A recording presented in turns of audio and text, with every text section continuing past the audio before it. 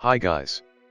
The Pocket takes the best parts of playing with an original Game Boy and combines it with a screen that looks far better than any Game Boy, or DS, or 3DS, and it's even sharper than the Nintendo Switch's screen ever did.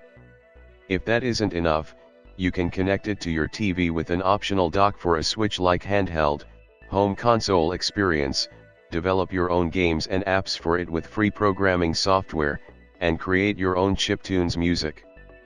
So, welcome to our new product review episode. If you are new in our channel, then please subscribe our channel and press bell icon for notification of our new videos. Technical specifications. Compatible with Game Boy, Game Boy Color and Game Boy Advance game cartridges. 3.5-inch LCD. 1600 by 1440 resolution. 615 ppi. 360 degrees display rotation, Tate mode. Variable refresh display. Rechargeable lithium-ion 4300 mAh battery. 6 to 10 hour gameplay time and 10 plus hour sleep time. All buttons mappable. Stereo speakers. Micro SD card slot. USB-C charging. Original style link port. 3.5mm headphone output. Dock, 1080p HDMI output, Bluetooth and 2.4G support for wireless controllers, 2 USB inputs for wired controllers, up to 4-player support, 4P Bluetooth, 2P 2.4G, 2P wired USB, DAC compatible, power dock on from controller. Adapters. AP01 Game Gear adapter, AP02 Neo Geo Pocket Plus Neo Geo Pocket Color adapter, AP03 Atari Lynx adapter. The Pocket's design is unquestionably inspired by the original Game Boys, with a vertical form factor that places a screen directly above a directional pad and face buttons. The chunky, black handheld measures 5.9 by 3.5 by 0.9 inches, HWD, with a solid feeling, matte black plastic chassis. The Pocket's front holds a 3.5-inch, 1,600 by 1,440 LCD screen, a plus-shaped direction pad, 4 face buttons, 2 concave, 2 convex, like the original SNES controller, and 3 buttons for start, select, and menu near the bottom. The left edge of the system holds a flat green power button and a tiny volume rocker, while the right edge features a micro SD card slot. The volume rocker is a bit too small to easily find with a fingertip without looking. You won't accidentally press it, but you might have to take an extra second to adjust the volume. The back of the Pocket features a thick, grippy bottom half and a much more narrow top half that leaves the cartridge slot open. This design decision creates enough room for left and right trigger buttons around the slot, and ensures that Analogue's upcoming cartridge adapters will fit without issue. The cartridge slot itself is a Game Boy Advance slot, which makes it backwards compatible with Game Boy and Game Boy Color cartridges. The slot is wide open to accommodate adapters for other systems. Unlike the original Game Boy and Game Boy Color, the Analogue Pocket's bottom half doesn't open up to insert batteries. Instead, a built-in 4,300 mAh rechargeable battery provides between 6 and 10 hours of playtime.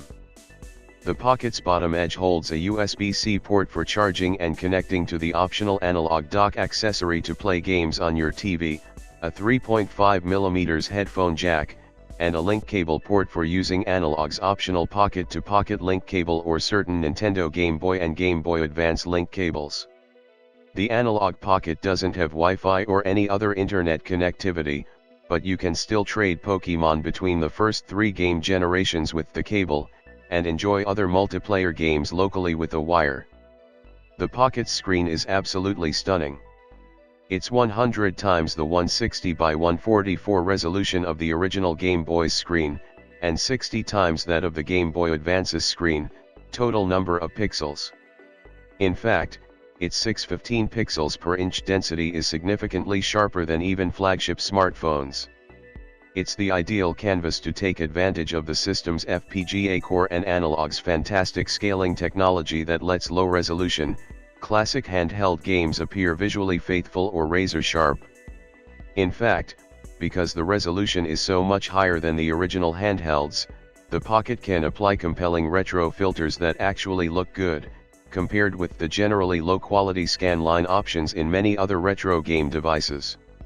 By holding the home button down and pressing left or right on the direction pad, you can choose between perfectly crisp upscale graphics displayed as bright and colorful as possible, or have the picture emulate the original handheld the game was made for by effectively rendering a tiny dark frame around each game-designated pixel to give the impression of looking at the much lower resolution GB, GBC, GBA screens. Several accessories are available for the Pocket, and depending on your taste some of them might be vital.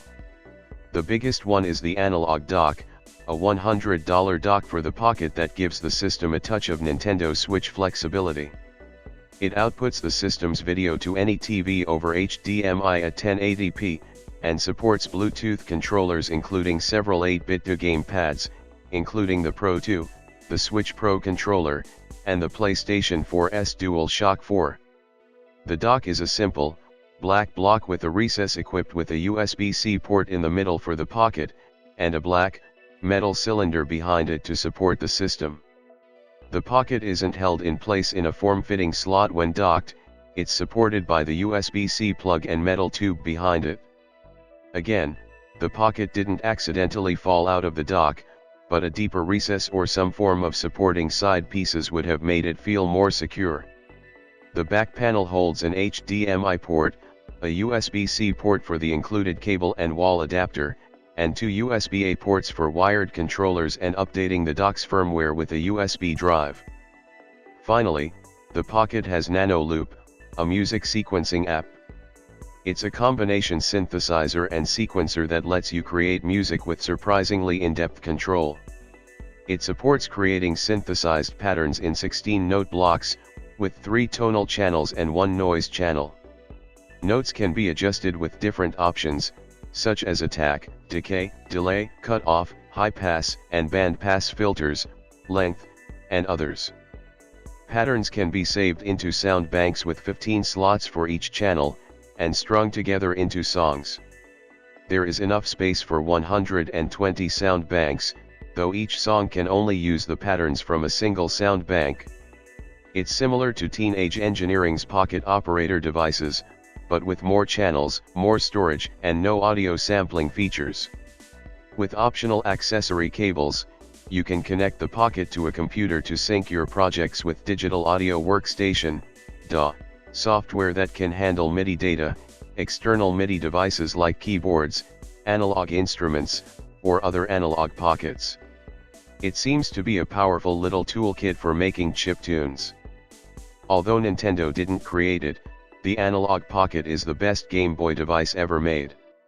It perfectly plays Game Boy, Game Boy Color, and Game Boy Advance games, faithfully reproducing each system's graphics and audio while offering a much sharper and brighter picture in the process. On its own, without any extra features, it is the only device a GB, GBC, GBA cartridge collector could ever need. It made me put my lovingly restored Game Boy Advance SPAGS 101 away in favor of it, and go on the hunt for new Game Boy cartridges to add to my collection. Add the various adapters, and it can handle Game Gear and, eventually, Atari Lynx, Neo Geo Pocket Color, and TurboGrafx 16 games just as well. Add GB Studio, and it's a platform for developing and testing your own Game Boy games. Add Analogue, and it's a chiptunes instrument. It's incredible. Thanks for watching this video. If you think this video is useful, then please give a like in this video and share with others. Bye for now.